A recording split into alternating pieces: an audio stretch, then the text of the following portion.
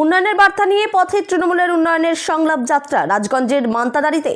রাজ্য সরকারের উন্নয়নমূলক কাজ সাধারণ মানুষের কাছে তুলে ধরতে এবং মানুষের সঙ্গে সরাসরি সংলাপ গড়ে তুলতে তৃণমূল কংগ্রেসের উদ্যোগে শুরু হলো উন্নয়নের সংলাপ যাত্রা। জানা গিয়েছে, এদিন রাজগঞ্জ বিধানসভার অন্তর্গত মান্তাদারি গ্রাম পঞ্চায়েত এলাকার একটি মন্দিরে পূজার্চনার মাধ্যমে এই যাত্রার শুভ সূচনা করা হয়। এই যাত্রাকে সুষ্ঠুভাবে পরিচালনার জন্য সেখানে 3টি দল সংগঠিত হয়েছে। আজকের এই দলে 8 জনের প্রতিনিধি সহ স্থানীয় নেতৃত্বরা অংশগ্রহণ করেন। 13 জানুয়ারি থেকে 27 জানুয়ারি পর্যন্ত রাজগঞ্জ বিধানসভার বিভিন্ন গ্রাম পঞ্চায়েতের এই যাত্রা চলবে। এই কমিটির নেতৃত্ব দেন রাজগঞ্জের বিধায়ক খগেশ্বর রায়।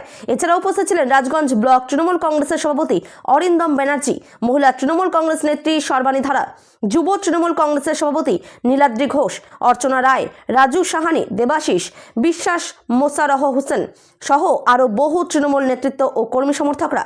যাত্রা চলাকালীন রাজ্য সরকারের বিভিন্ন জনকল্যাণমূলক প্রকল্প, লক্ষ্মীর ভাণ্ডার, কন্যাশ্রী, স্বাস্থ্যসাথী, সবুজ সাথী সহ একাধিক উন্নয়নমূলক প্রকল্পের কথা সাধারণ মানুষের কাছে তুলে ধরা হয়।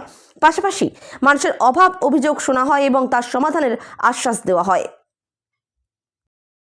ভারতীয় তৃণমূল কংগ্রেসের নেত্রী তথা মহামান্য মানুষের সরকারের মুখ্যমন্ত্রী মাননীয় মমতা ব্যানার্জি এবং সর্বভারতীয় তৃণমূল কংগ্রেস দলের সাধারণ সম্পাদক এবং সাংসদ অভিষেক ব্যানার্জির নির্দেশে 2026 বিধানসভা নির্বাচন, সেই বিধানসভা নির্বাচন উপলক্ষে সারা রাজ্য জুড়ে প্রত্যেকটি ব্লকে ব্লকে এবং প্রত্যেকটা জায়গায় টিম করা হয়েছে। সেই টিমে যেমন মহিলাদের উন্নয়নের পাঁচালী, তেমনি আজকে উন্নয়নের সংলাপ বা উন্নয়নের পাঁচালী, তেমনি আজকে আমাদের রাজগঞ্জ বিধানসভা 3টি টিম হয়েছে।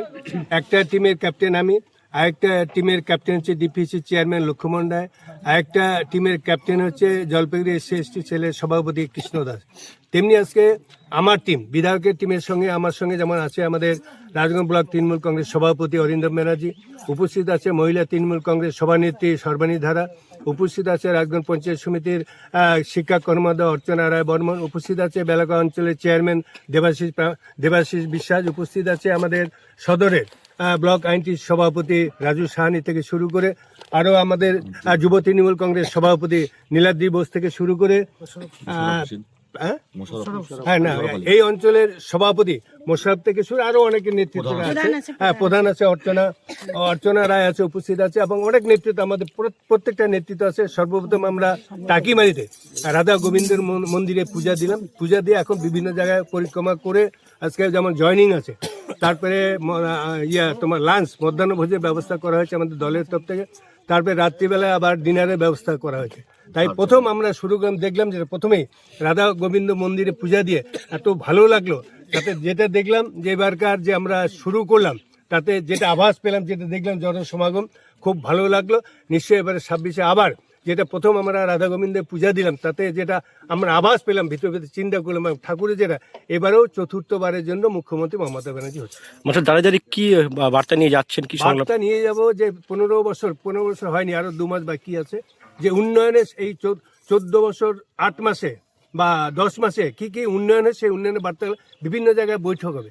সেই বৈঠকে আমরা মানুষের কাছে তুলে দেবো, সেই বার্তাটা দিব যে বিজেপি বিজেপি আজকে প্রায় 12 বছর হলো, আর আমাদের 14 বছর বিজেপি কি করেছে। 12 বছরে আমাদের মামাটি মানুষের সরকারের মুখ্যমন্ত্রী মাননীয় মমতা ব্যানার্জি 14 বছর 10 মাসে কি কি করেছে সেটা আমরা তুলে ধরবো মানুষের কাছে। ধন্যবাদ।